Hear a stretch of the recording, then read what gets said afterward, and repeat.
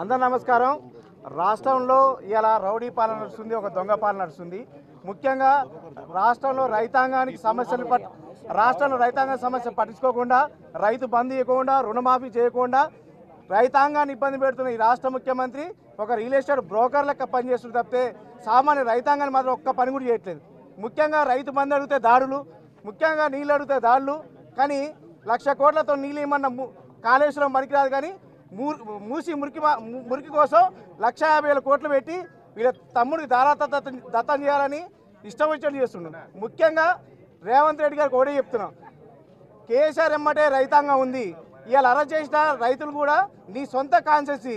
నువ్వు అన్నట్టే పాలమూరు బిడ్డలు నిప్పు కనికలై ఎట్లా పడితే అట్లా కొట్టండి, బాంబులు పేలవనంటే నీ సొంత అధికారులనే దాడి చేసిరంటే నీ మీద దాడి చేసినట్టే. ముఖ్యంగా రేవంత్ రెడ్డి గుర్తుపెట్టుకోవాలా, నీ అల్లుడి కోసం అరాచకం చేస్తూ నీ తమ్ముడి బలగాన్ని దింపుకొని ఇవాళ కొడంగల్లో నీకు ఓట్లు వేసిన ఆ ఊర్లో లగిచెర్ల గ్రామంలో గతంలో 2018 ఎలక్షన్లో బీఆర్ఎస్ పార్టీ పట్టం కట్టి అధిక మెజార్టీ ఇచ్చారు. కానీ 2023 ఎలక్షన్లో నీకు అధికారం ఒప్పచెప్పి మెజార్టీ ఇస్తే ఊరిని ఖాళీ చేపియాలి, ఊరిని వల్లకారు చేయాలని గిరిజన బిడ్డల మీద దాడి చేసి అన్యాయంగా ఎక్కడ పడితే అక్కడ కొట్టి నీ నీచాతమైన బుద్ధి చూపెడుతున్నావు. ఈ సంవత్సర కాలంలో రాష్ట్రంలో రైతాంగం చాలా దివాలు తీసింది. ముఖ్యంగా ఓట్లు కొనే పరిస్థితి లేదు, కళ్ళాలు కోతులు పాలైన, నీళ్ళు ఇచ్చే గతి లేదు. ముఖ్యంగా ఏది మాట్లాడిన దాడి, ఏది ప్రశ్నించే దాడి. కేసీఆర్ గారు రైతు బిడ్డ కాబట్టే రైతు గురించి ఆలోచించిండు. కేసీఆర్ రైతు బిడ్డ కాబట్టే కేసీఆర్ నీళ్ళు ఇచ్చిండు. కేసీఆర్ రైతు బిడ్డ కాబట్టే పెట్టుబడి సాయం చేసిండు.